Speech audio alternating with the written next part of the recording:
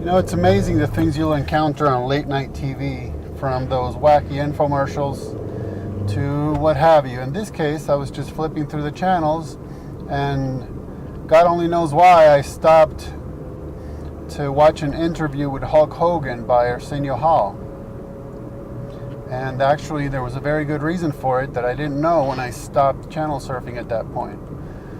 Sadly, I have not been able to find a video of this. Some people have posted portions of that interview, but not the portion I'm interested in, so I'll just have to relate it, unfortunately. Because Hulk Hogan told a story about how he almost became the George Foreman grill guy. Alright, so here's the story he tells. He said his daughter gets off school at 3, and when he goes to pick her up at 3:30, there's already a line of soccer moms, as he put it. Just a whole line of cars, so it takes forever to get up to the front and pick up his daughter. Of course, why he's showing up at 3:30 if she gets up at 3, well, that's another that's another issue. And by the way, why is it that people think they can do impressions of Hulk Hogan by just yelling out the word brother? But that's another issue as well. So he says, one day he determined that I will be first. That's exactly what he said. I'm going to be first. I'm going to beat them. I'm going to be first, all right? That's what he determined. And so he made sure to get out of the house early, and he made sure to be at the school early, if not on time. And yep, he beat all the soccer moms there. He was the first, all right? He'd come back home to find a voicemail from his manager stating that he had a endorsement deal for either a grill or a blender.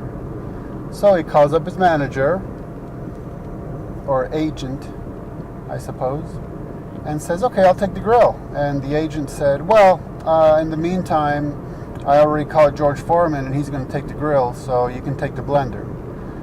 So Hulk Hogan states that, so George Foreman ends up with a multi-million-dollar grill, and I get a blender that you stick batteries in, and it even gets stuck when you're just trying to mix protein powder, okay? So a piece of junk, in other words.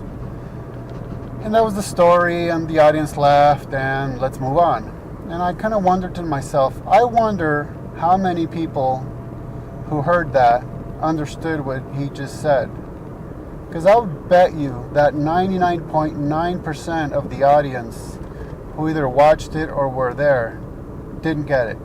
They just laughed and said, oh, tough luck, buddy, okay. How cute, okay, whatever. But I think it denotes the level of biblical illiteracy in our culture and the lacking of a biblical worldview, that many could hear that story and actually not understand what he just said. Just don't get it. Just say, oh, bad luck, buddy. Oh, well. Haha, cute. Funny story. Whatever it was. Not just don't get it.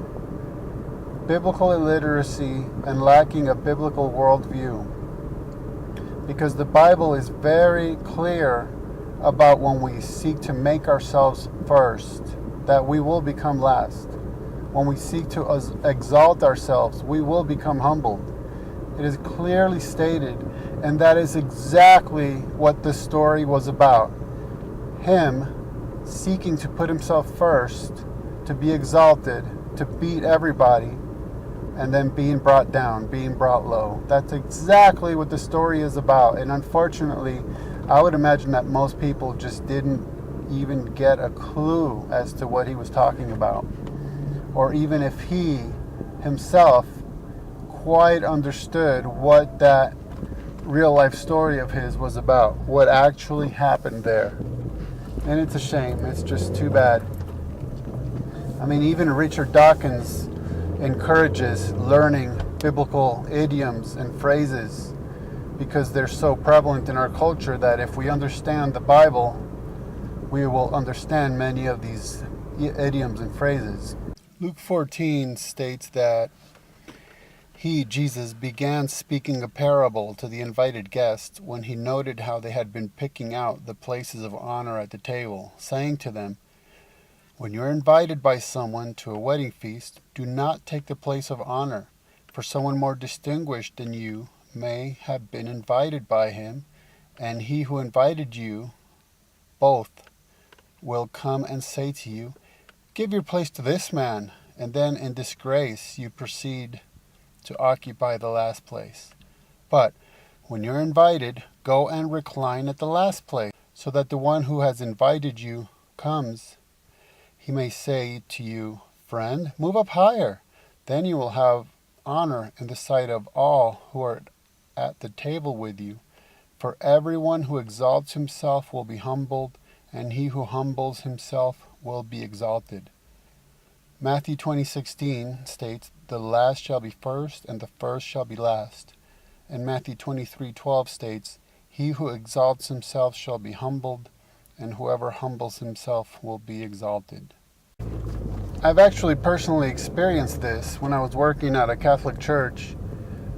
We had a banquet of sorts, and when I walked in, I could see that right up front there was the table with the priest and the deacon and what have you, and well, I started looking around the very back for a place to sit, and the priest waved me over to come and sit with them.